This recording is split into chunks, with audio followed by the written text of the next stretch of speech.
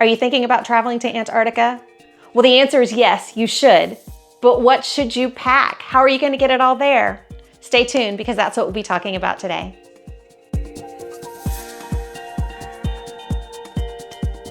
Hi, I'm Jennifer, the owner of Canopy of Stars Travel, and I am so excited you're here. If you are, it's probably because you've been thinking about Antarctica for a long time and now is the time to go and you're doing research, and I was exactly where you were a few weeks ago. Today I'm going to be showing you what I packed as well as what I wore while I was on the trip. So stay tuned all the way to the end of the video. You'll be able to see what I wore. Now, if this is your first time here, please drop a hi in the comments below so I can welcome you to the community. And if you've been here before and you find our videos informational, go ahead and subscribe and hit that bell notification so you know when we release more information. Packing for an Antarctic cruise is different than any other packing I've ever done before, but I wanted to go so bad that I was up for the challenge. So today we're going to talk about everything I packed, and you can ask questions in the comments below and I'll answer them for you because it really is one of the most wonderful, amazing, awe-inspiring places in the world. The easiest way to pack for a trip that's going to be over an extended amount of time and not carry a whole lot of luggage is to bring what we call a core wardrobe or a capsule wardrobe. And that's where you pick about 3 colors. Everything is completely mix and match. So as you can tell, my 3 colors are black, white, blue, and I do have one little piece of tan. That is everything I'm taking falls in those colors. Again, that way I can grab any shirt, I can grab any pair of pants, and I will be ready to go. It cuts down on the packing space that you'll need, but it also makes it really easy to get ready each day so you're not having to worry about that. It also makes it easier to travel when you only have one suitcase and one backpack. So the first thing that I brought is a swimsuit. I know, it's Antarctica, it is literally freezing. Why a swimsuit? Well, let me tell you why. A lot of times these cruise ships that you'll be going to Antarctica with will have either a sauna or a spa, or they may even have a hot tub. And that is really a great magical experience to be sitting in a hot tub on the outside of our cruise deck with the snow coming down. It is magical, it is wonderful. If you have the opportunity, you definitely need to. But the other thing that you absolutely need to try, if you're brave enough, is the polar plunge. The polar plunge is when the captain looks around and decides that the weather is okay. He'll stop the ship and everybody who wants to can put their swimsuits and actually jump into the Antarctic Ocean. You can jump there. Don't worry, they've got you tethered, they've got you there, they've got everybody there. They've even got a shot of tequila or liquor when you get done sometimes if you want. So definitely bring your swimsuit so that you have the option of doing the polar plunge or maybe even getting in the hot tub if you want. Next, I brought 5 shirts. Now, all of these shirts are actually merino wool. And the reason I chose them is because merino wool travels beautifully. It's easy to wash and dries really, really fast. And it doesn't hold on to smells, so you can wear it more than one time without having to worry about washing them.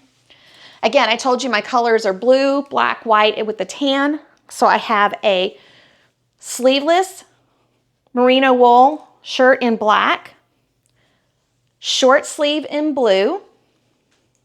I have a white one in long sleeve, and then I also have a blue and a black long sleeve. Again, these are really good, that core wardrobe, whatever colors you decide you want to go with, mix and match. The other thing is the merino wool is super thin, so it will fit under the one striped sweater that I brought.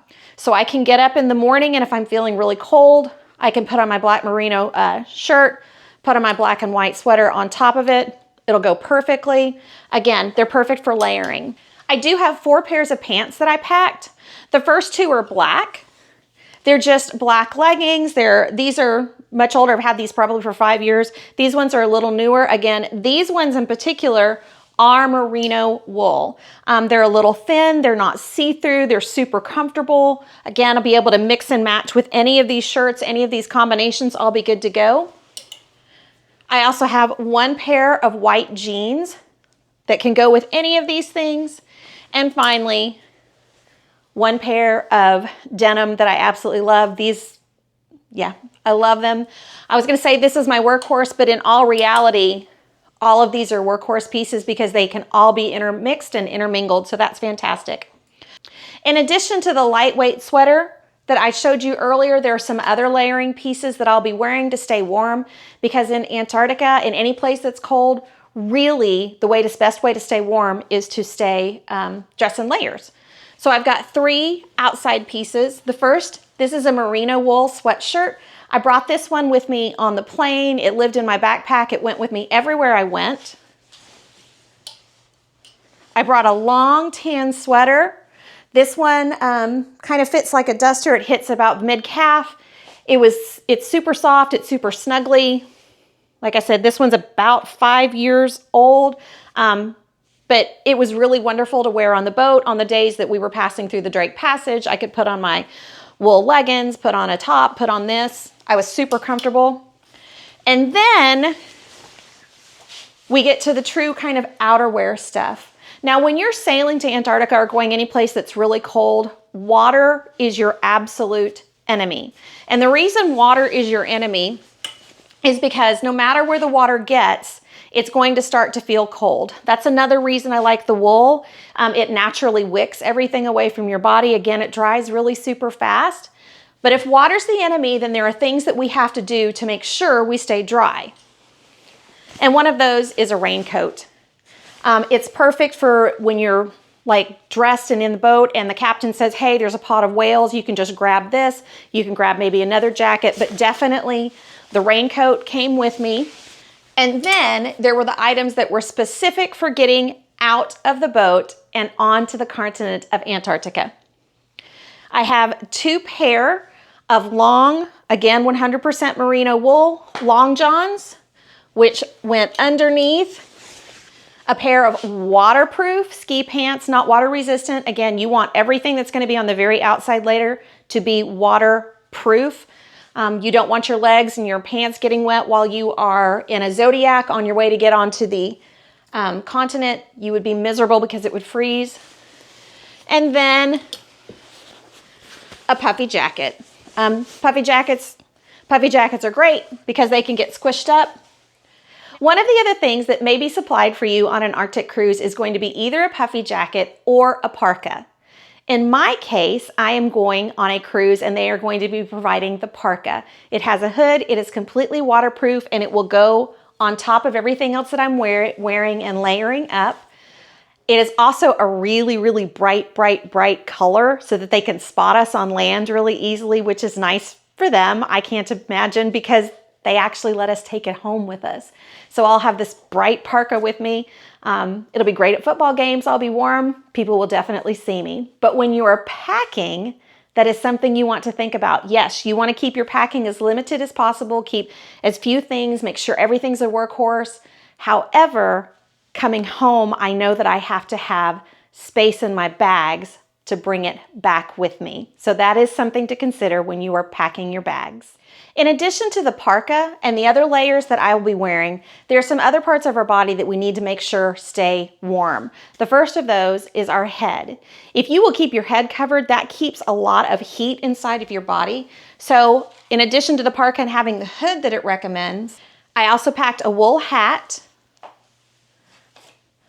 a set of ear muffs. It's kind of like a headband that covered my ears, so I had that if I needed it, and a neck gaiter. Now this isn't designed to keep wind out, but it is designed to keep from here to here down when you're on the Zodiacs. It came in really handy. We could pull the bottom up, pulled it up over our nose. We look like little Eskimos with just this part of our eyes showing, but that came in really handy. And then again, because water is our enemy, we want to keep everything dry. When we were riding on the Zodiacs, and the Zodiacs are the little boats that will tender you from the cruise ship to the actual land of Antarctica itself, you're holding onto a rope as you're sitting on the Zodiac, which is on the outside of the Zodiac. So we want to make sure our hands stay dry. So I packed 2 pairs of waterproof gloves, as well as liners that would keep my hands warm while I was there. When you travel to Antarctica, anytime between November and March here from the United States, we are in kind of the depths of winter. However, Antarctica is in the southern hemisphere, so that means it's summer. So there are some things that we packed that you may not be thinking of. First, is sunscreen. That's right. I packed 2 bottles of sunscreen, went through all of it. The sun in Antarctica is actually really intense. Like I said, it doesn't go down for a whole lot of time. And because of the reflection from the water, as well as off of the glaciers and the ice and snow, the sun is very intense. When you are getting sunscreen to go to Antarctica, make sure you look for reef safe sunscreen. There's a lot of brands out there, but they're very careful about what you can and can't wear while you are in Antarctica. The reef safe sunscreen keeps everything in that ecology safe. Not only did we need sunscreen for our face, but we also needed it for our lips. So look for a lip balm that has sunscreen. I did bring 2 pair of polarized sunglasses. I do have an absolute favorite brand. They don't know I exist. However, look for Goodr, G-O-O-D-R. They have fantastic sunglasses. They're really light. They're not going to slip off your face. They're polarized, they're inexpensive, and they're pretty cheeky with their marketing, which I think is funny.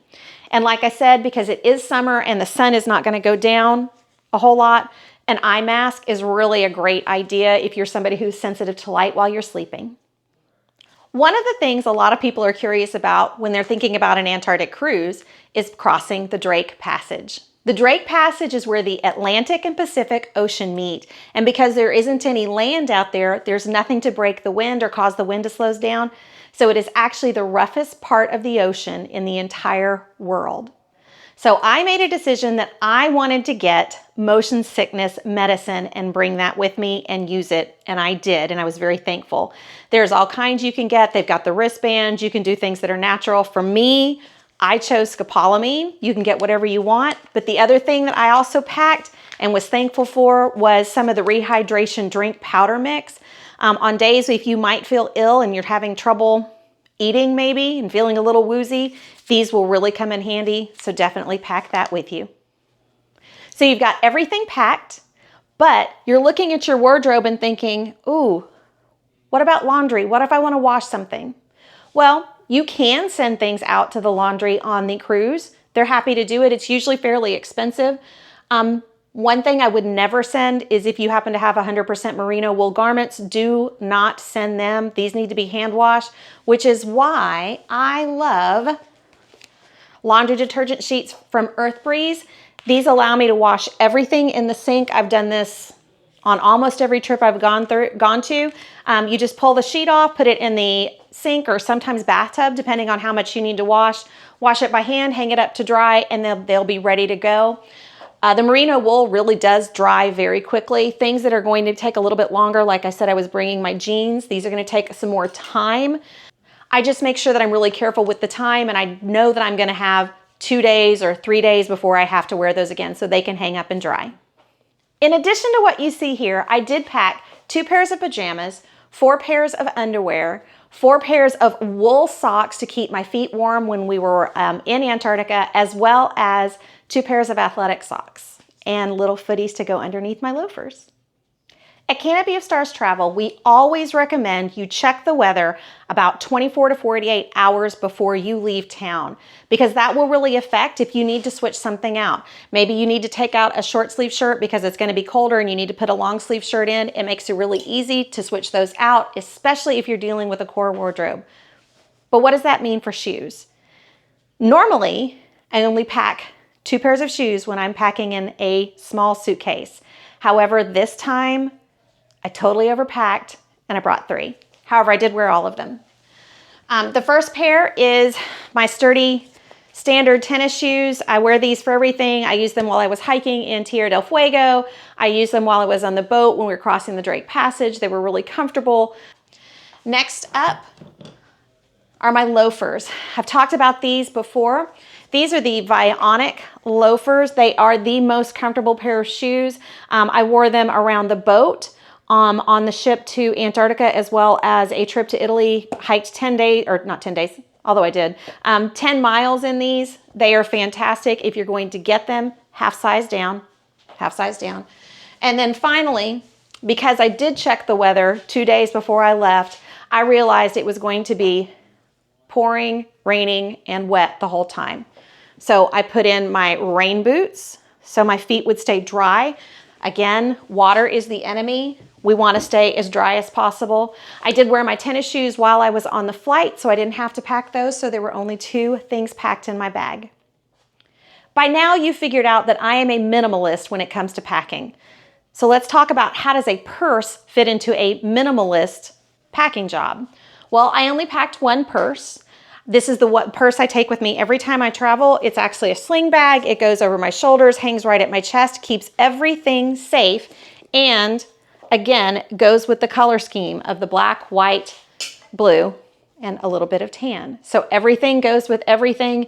Again, I really like this purse. It's big enough. It can hold my little wallet. So it's not a full wallet. It's just one where you put your cards in, holds my passport, keeps everything I need right at my chest. I feel super safe. I don't ever feel like anybody's going to walk off with it. So that is the purse that I love.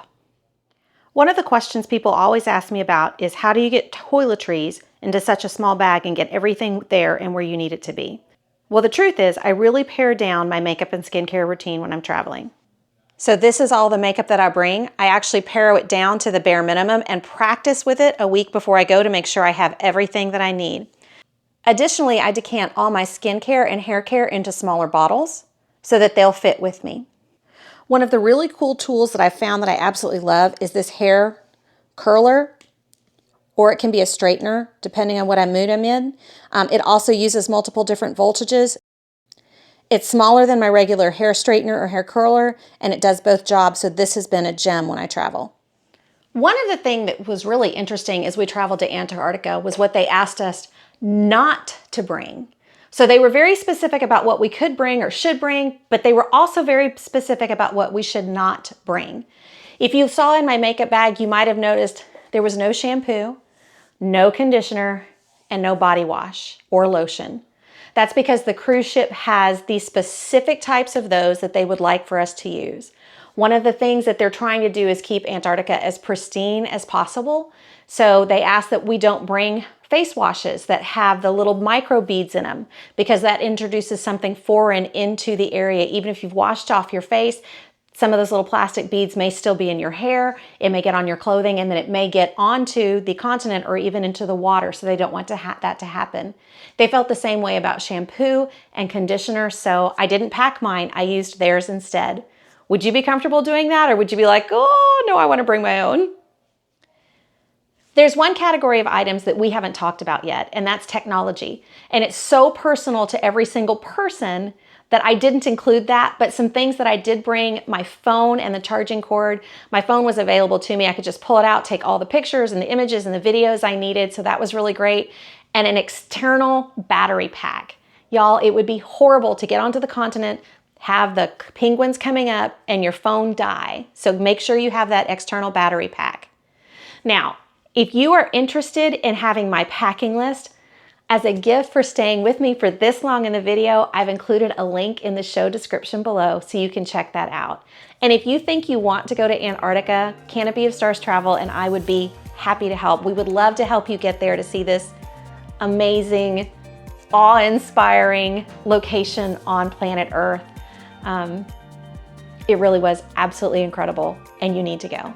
But I would love to help you. I'll leave information about how to contact me in the show description below also. Y'all, I hope you found this helpful. If you have any questions about what I packed or you need ideas with luggage, because I've got ideas on that as well, let me know in the comments below. I wish you well. I wish you safe and happy travels, and I can't wait to see you under a canopy of stars.